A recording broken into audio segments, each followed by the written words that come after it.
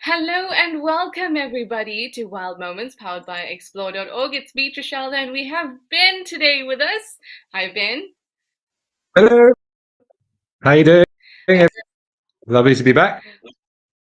Yes, and I'm very excited to be doing this show with you, Ben, because this is the first time that I'm doing it with Ben, even though I know Ben, and I've learned a lot about astronomy from Ben. He's the best.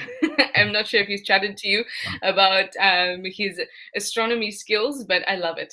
And you should also follow his Instagram page because he has lots of amazing astrophotography and things like that. It's amazing. Anyway, I'm very excited to be here with you, Ben, and with all of you. Welcome aboard, and remember that we're live and interactive, so you can send through your questions and your comments. And if this is the first time that you're joining us, Wild Moments is where we go through some cool clips from the week. Sometimes we have a theme, sometimes there may be clips from a couple weeks ago, but this time it's just a bunch of cool clips. And you know how we like to keep it casual. Anyway, speaking of keeping it casual, quite a lot of you have already sent through your hellos. Aussie Jan 2, hi Aussie Jan 2, you say good afternoon and coffee break. Love to know it. Rolling Trouble, you say hi Trishala and Ben from Washington State, coffee and water in hand. Zygote, the same, says hello to both of us. Jural, you say good day Trishala and Ben, you're so ready for Wild Moments with your cup of Java and sound volume on high so you don't miss a thing. And you're wearing a big smile while I wait. I'm so glad that you mentioned your smile because you always do. And hopefully you will leave with even a bigger smile. Jan Powers, you say good day to everyone. Oh, Jarell, we have a long one for you. Bear with me. Trishala, earlier in the week I was watching old clips of Explore and I saw an elephant who had half of his trunk missing. Apparently a croc bit it off. It was impressive how he had adapted to the watering hole and getting mud over himself. It was sad, but this guy made the best of a terrible bite. You've never seen that before. It's something that we see quite often. Ben, I'm sure you've seen that as well. Trunks that are missing the tips, but elephants seem to do quite well. Unfortunately, snares are also a big problem, but there was I don't know if you saw it, Trish, but there was a very interesting photo that's been doing the rounds on social media of an elephant that's been seen all the way from, I think it was all the way from Bulula to Skukuza to the Sabi Sands. It's got a great big hole missing out of the front of its Yes. forehead. Apparently it's from birth. The guy who'd actually seen it can sort of hear it, and you can see nasal mucus streaming there from time to time. But it's incredible how they connect to these injuries, be they from a crocodile attack, humans, or a genetic abnormality. It's amazing how they can adapt. Yeah, and the particular one you're speaking of, it feels almost not right that she's able to survive like that because you can literally see into her whole cavity around the area. And it's wonderful for us to be able to observe because you get to see things that you're never going to see otherwise. But it's amazing how animals can adapt to that kind of situation. So, Jarell, the fact that this young elephant, it's a young calf, and it's missing the tip of its trunk. Obviously, those two finger-like protrusions, which would give it a little bit more dexterity, are missing. But from such a young age, it's almost definitely going to be able to learn to adapt very quickly. I mean, it already has. So it's those exact type of comments and questions that we love to discuss here. So keep them coming. But let's head into our first clip, some interesting behavior from a giraffe.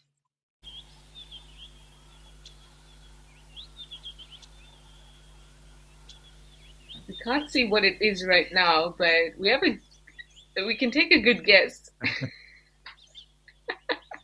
I would imagine that there's a bone somewhere in there if we know a giraffe. It looks like he's struggling a bit. Or she.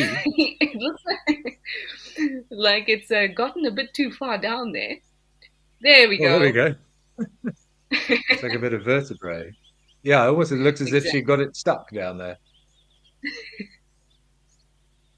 Oh, now this is quite a common sight, osteophagia, which just means to eat bone. Yeah, it definitely looks like a vertebrae. You can see where the spinal column.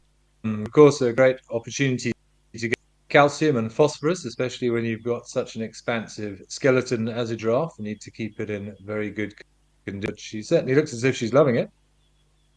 Look at those Yeah. lips. And it seems like such an obvious thing, but I didn't really think about it until you said that right now.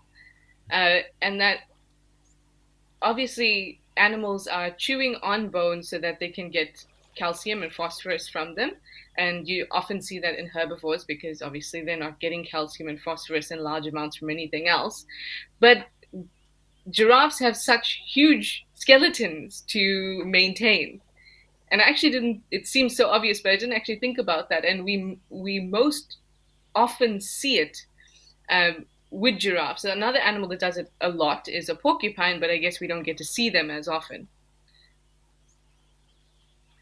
Oh, Close up. Yeah, it's actually strange. I've never seen an elephant or any of the other uh, larger herbivores like that doing it. But yeah, I agree. Generally, I've seen kudu, I've seen in yard the antelopes doing it. yeah. Whether it's anything to do those the smaller antelopes for their horns, perhaps for the males. But if you think about the amount of stress, particularly on those skinny little legs that a giraffe has got and that weight pressing down, I would imagine that yeah, it's very important. And like you don't get much calcium and phosphorus from general browse material. But I don't know if you've ever seen an elephant osteophasuring, if that is a word. But I never have, and you would think if purely skeletal thing, you would think elephants would also get. I think I don't I don't think there's anything stopping them from doing it, and they probably do it. It's just one of Mm. those things that we don't get to see often. I've never seen it. But I was No, I've never seen it also or heard of it. Now I think about it. yeah. So from what I understand, um, the reason that animals will do this is because there isn't sufficient calcium or phosphorus in the soils in which their vegetation is growing, and then oftentimes, animals are eating soil as a byproduct of just feeding or engaging in geophagia and actually just chewing soil, which is for the similar reason, getting the minerals out of it. But from what I understand, clay soils can hold more phosphorus than sandy soils, and sandy soils hold more calcium compared to the other soils. But now, um, what would make an animal deficient in those things? I'm not sure. Because I would think that they could move to a spot that has sandier soils or clayey soils. Maybe it's just an opportunistic thing. I don't know. I suppose. I mean, the majority of my experience has been around the Kruger area where there is a loss of sand oil. So yeah, perhaps it's more one thing than the other they are going for. I think if I remember rightly, you need twice as much calcium phosphorus. But yeah, I mean, maybe, and I know it's important for not just the skeleton as well. It's also just with sort of growth, and I believe something to do with lactation as well. For females, that was a female, but I have seen obviously males and females do it together. But it would be interesting to see as a peak during sort of lactation period of calves and Yeah. things. Yeah. I think, and I wonder if also different weather conditions would affect the amount of Mm. those minerals in soils. And I'm assuming they would. It's just that I don't know any particular studies that are focused on it. Well, I suppose with sandy soils being well drained, perhaps in periods of heavy rainfall, a lot of that calcium does get washed away, and Yeah. they are required to find it elsewhere. I suppose that would make sense that clay holds on to those minerals a lot better, certainly. Yeah. But it's always cool to see that happening because I remember the first time I ever saw it, or the first time I ever heard of it, I thought I was seeing or hearing about something that was like a bit bizarre and that was out of the ordinary. And for somebody who's just jumping on now and seeing that, you would think that that's really bizarre, but in fact, it's something that we see and know of quite a lot. So there you go. Osteophagia, giraffes, and many other herbivores chew on bones to get minerals from them. So we have a couple I think one of the questions and strangest comments. ones I saw. Oh, sorry. Yeah.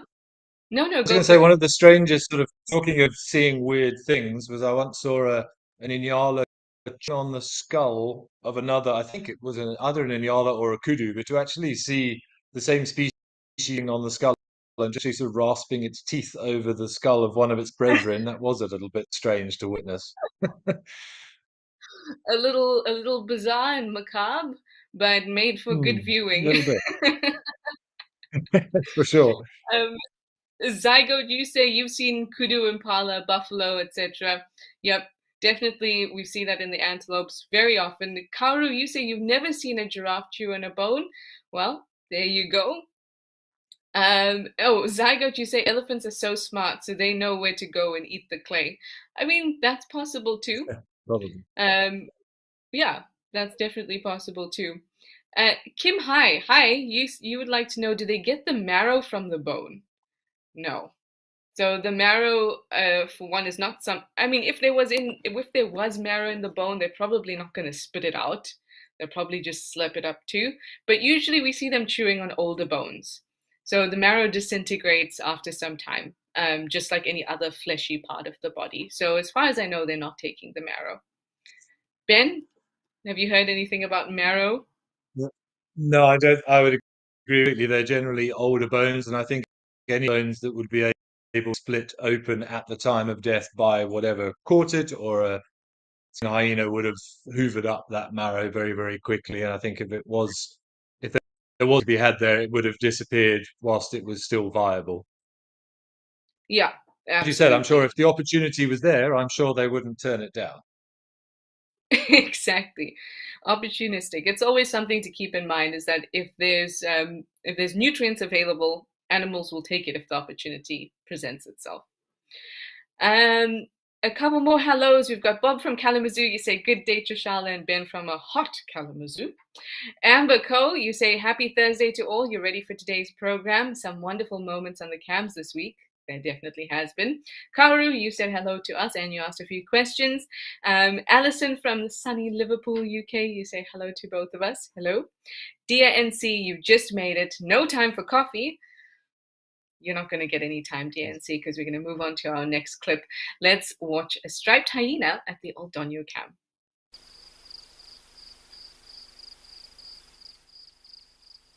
Now, just before Ben and I were chatting, and we were talking about whether we'd seen a striped hyena ever in person before, and I said no.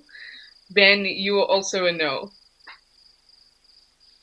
So no. I mean, and obviously they don't occur down here in southern Africa. I did spend a year working in Tanzania, but south in Katavi National Park, and their range doesn't extend that far south. So no, it's on the bucket list, but I am view a striped hyena. But they're funny little things. They're quite cute, skinny legs. They're Very skinny legs. Yeah, it's definitely on my bucket list as well. I mean, I love beautiful hyenas, and markings. exactly, and the mane is so prominent, and they look Mm. they look to me a little bit like a superhero hyena. But with a cape, yeah. It's like somebody Yeah, shaved a brown hyena and just left a big Mohican down the back. exactly. Somebody crossed an odd wolf and a brown hyena and then shaved the sides of it. That's what it looks like. There you go. So this one's Yeah, got quite a tatty ear, that mangled one as well. right here, exactly. So Hmm. definitely an identifying feature. I mean, with all hyenas, ear notches are a good way to identify them, but it's also the type of thing that can change over time. I think one of the things that interested me, because obviously I know a huge amount about striped hyenas, but I did have a look earlier, and what I didn't realize is they were monogamous. So a little bit more like a sort of a jackal social structure as opposed to the clan formation of spotted and brown, which I Mm. found quite interesting. A lot of the animals in the family would have followed the same pathways. So quite interesting to see them as, or it's difficult for me to sort of process them as a monogamous animal being. Being a hyena, exactly. So um, I was doing a bit of research on them previously for something else, and the coolest thing I'd ever learned about striped hyenas. So, for a bit of context, obviously we know that spotted hyenas, um, females have male-looking genitalia, so it's a pseudopenis.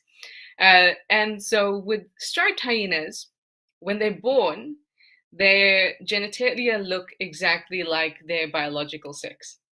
So females look like females, males look like males. And then between about a month old and a year and a half, they have some transient features. So the male begins to develop something that appears to look like a female labia, and the females develop a protrusion like a penis, and the scrotum types of swelling. And then at a year and a half, when they reach sexual maturity, they're back to their normal biological sex. That nature can't decide. And I can't well I can't figure out why. Um, and and I think you would also agree with this, Ben, in that sometimes the features that we see, and particularly with sort of the more bizarre features, something doesn't have to be useful for it to persist. It just doesn't have to cause any harm. Mm. And No, so for I sure. wonder Open, don't maybe fix it, as they say. exactly. So maybe like with spotted hyenas, the pseudo penis and the pseudoscrotum is a result of the different sex hormones that are present at the fetal stage. So maybe a similar thing is happening, but to a lesser extent. It's only transient. I don't know, but I think that's pretty cool. I also don't know.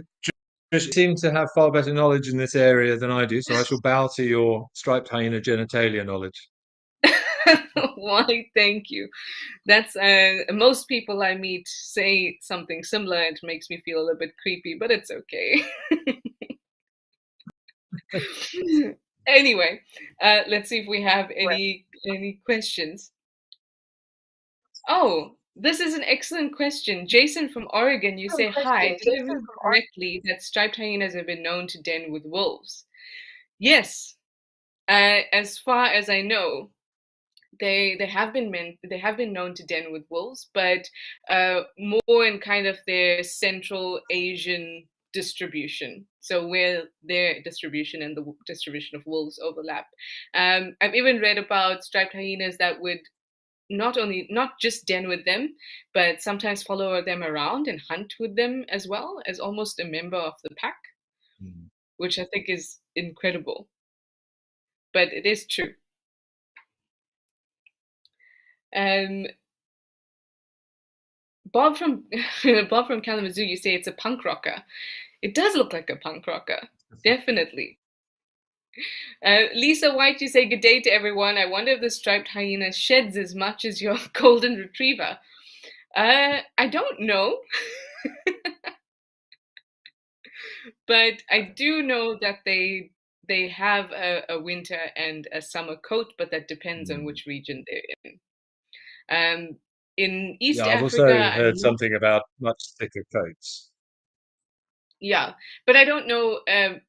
if in East Africa it would be a little less obvious than, say, Caucasus, Asia area, or even Arabian Peninsula. But they definitely do have a winter and a summer coat, and that usually means that there'll be some amount of shedding, maybe as much as your golden retriever. Don't allow one on the sofa just in case.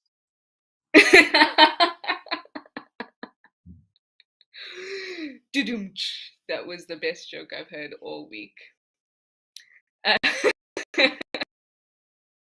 Rolling Trouble, you say, woohoo, you love the old Donyo Cam.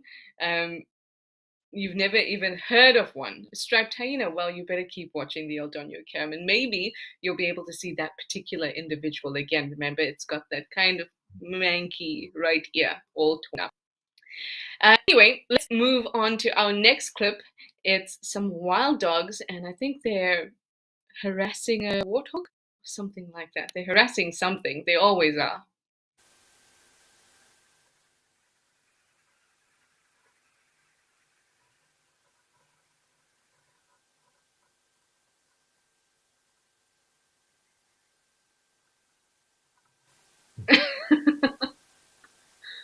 Oh, but it looks so excited to see the warthog. They're bouncing with excitement. Yeah. But yeah, I think It they looked as thought if they better were. of it. The first time that I've seen wild dogs think better of it, even with a bunch of them against a warthog. Surprisingly strong animal. Oh, yeah. Oh, are they looping around? They were so excited and bouncy at the sight of the warthog. It was almost as if they were waiting for it.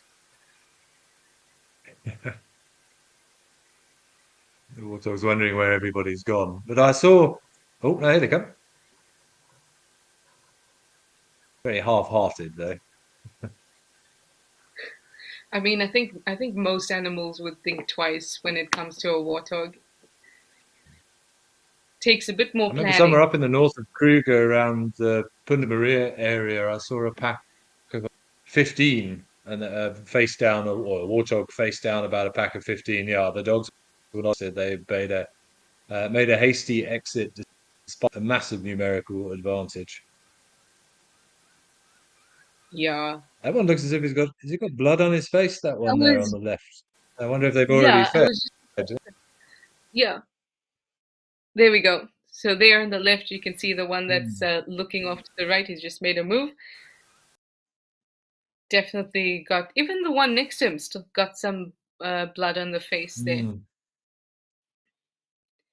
I mean, the Well, warthog maybe could they just be probably thought better of yeah.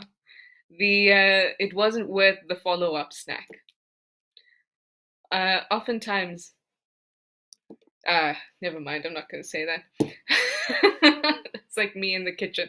When you think you're going to get a snack, but then you think better of it because there's still crumbs in your face from your last snack. it.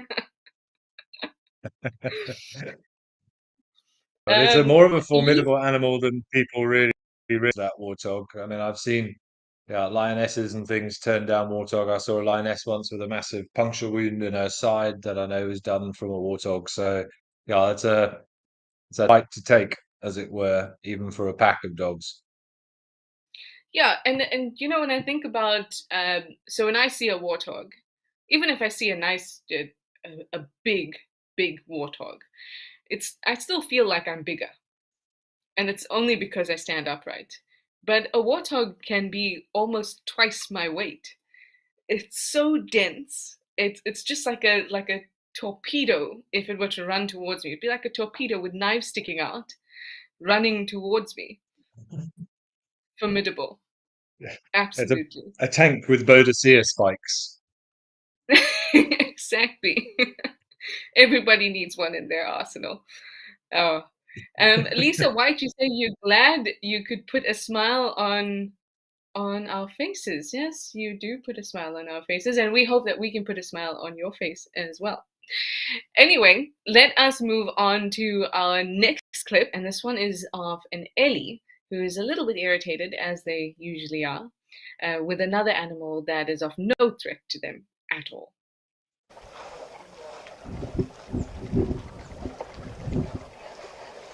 Oh, you see the water buck in the middle of the water there?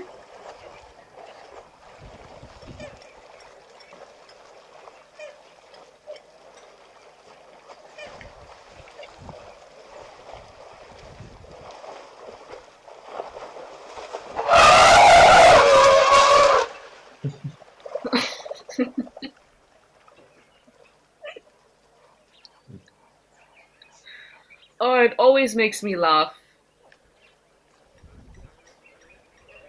They just Hiding elephants behind that bush. so Yeah. elephants so easily get irritated by other completely out of the realm, will never be a threat, not even irritating the elephant, but if it's just in their space, Yes.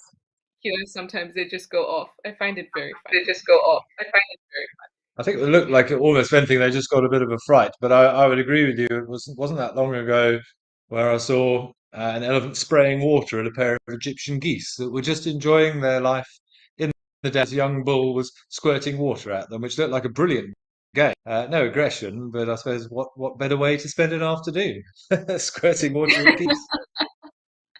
Have you ever been sprayed by an elephant, Ben? Not sprayed, no. I've had things thrown at me, but never officially sprayed as such. What did you have thrown at you? Various branches and mouthfuls of sort of, or trunkfuls of leaves and general debris and some soil. An entire tree at one point, which was, it's a story at the time, but that was a slightly too close encounter on foot. But when I saw one uproot a red bush willow about the thickness of my, well, thicker than my leg and throw it in my general direction, I think we all knew it was a good time to get out of there. Definitely.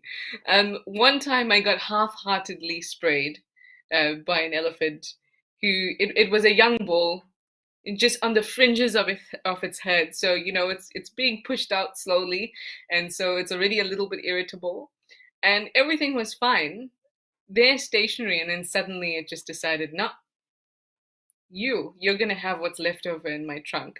So it was this bit of water that just went like a two lines across my face and my cap. But they do. Elephants You were the get a goose. bee in their exactly. They get a bee in their bonnet very often about random things, and I think I can understand predators because even if it's not an immediate threat, uh, potentially and also evolutionarily, they have uh, been alongside each other where one has taken on the predator role and one has taken on traditionally a prey or a non-predatory role. So I can understand that. But Egyptian geese, blacksmith lapwings, they catch it sometimes too. But completely unthreatening. Let's see if we have any questions. Oh, uh, where's this? Bull Grooms. Hi, Bull Grooms. You say, good morning, 210 days and counting to your trip to safari in South Africa. We are counting down with you. You're going to have such a ball. Oh, Christy, sorry. We ended up chatting and I had to go back and just look at a couple that I didn't talk about yet. And then Christy, you said when you're talking about the giraffe, you say you always thinks it looks like a kid with a gobstopper when the giraffe chews on the bones. It does, or a jawbreaker. I used to love those Mm. growing up. Oh, we have a couple questions. Tim, you'd like to know, would elephants ever attack an antelope? Antelope. I've never seen it. Never an attack, like you said. I mean, I've seen them get shirty with them and chase them around. I remember seeing at one point in the sands many years ago now, over a decade ago, but it was very funny at the time. There was a little group of Duggar boys, those old buffalo bulls around, and like you said, a young bull broke ranks from the herd and wandered over there and was sort of tossing his trunk in the general direction of the buffalo that was completely oblivious. And there the elephant walked over to him and kicked the buffalo. It just gave him a little boot with his front leg, and of course the buffalo jumped up and span, and the elephant ran away. I think it got a bit of a fright. So that's the closest I've seen back. But yeah, just generally walked over it and walked over to it and kicked it. I'm not sure what his intentions were, but that was very funny to see. We did laugh at that. I mean, that is really funny. That is very funny. Um, I almost, obviously the buffalo was scared, so it just, it just ran. But I would have loved to see that buffalo turn around and be like, "Hey, listen, what are you Well, doing here?" he jumped up and faced the elephant as if to say, "Well, what are you?" And yeah, then the elephant, I think, realized that it wasn't the reaction I was thinking. He was supposed to run away. Maybe we'll just both go our separate ways, and we'll call it quits. um, Kim, hi. You would like to know if the water bucks are always in the water, and what about the crocs? So definitely at Tau, we've seen those three crocodiles very often, sometimes on the bank, sometimes in the water.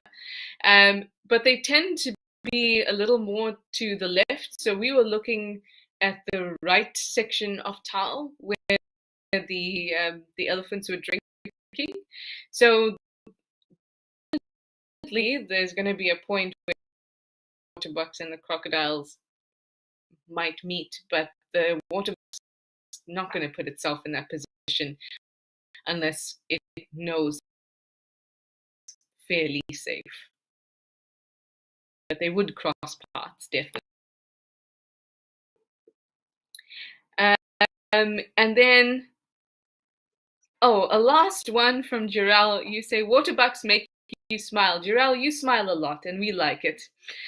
Because their backsides look like a special target, like a bullseye. Oh, Jirel, why don't you just call the impalas the McDonald's of the bush, and then you can come guide in South Africa. It's the target on the butt of a waterbuck, and the McDonald's sign on the butt of an impala is probably the first thing I'd ever. It's a trope. Anyway, it's a guiding joke. We'll leave it at Don't that. forget the radio-controlled warthogs with their aerial as well. Yes, that's definitely another one. But you know which is my favorite one about warthogs, Ben, just before we say goodbye? Ben, do you know Jonty? I do know Jotty, yes. So Jonty is another guy that both Ben and I have worked with. Once told me that warthogs, their tail goes up like that because they don't have enough skin. Start to run, all this pulled, and then the warthog's tail goes up like an aerial. Anyway, on that I had a note, similar one that, yeah, when they're running through the grass and they close their eyes to stop seeds getting in their eyes, and by closing their eyelids, yeah, that's enough to pull all the skin taut, and that's why the tail stands up. There are quite a few of these stories out there. definitely. Anyway, I hope that you learned something and that you got to laugh with us and you have a bigger smile on your face than when you joined us. So thank you, everybody. It's time to say goodbye. Thanks for your questions and your comments. And thank you, Ben, for joining us. And we'll see you all next time. Thank you. Bye for now. Cheers.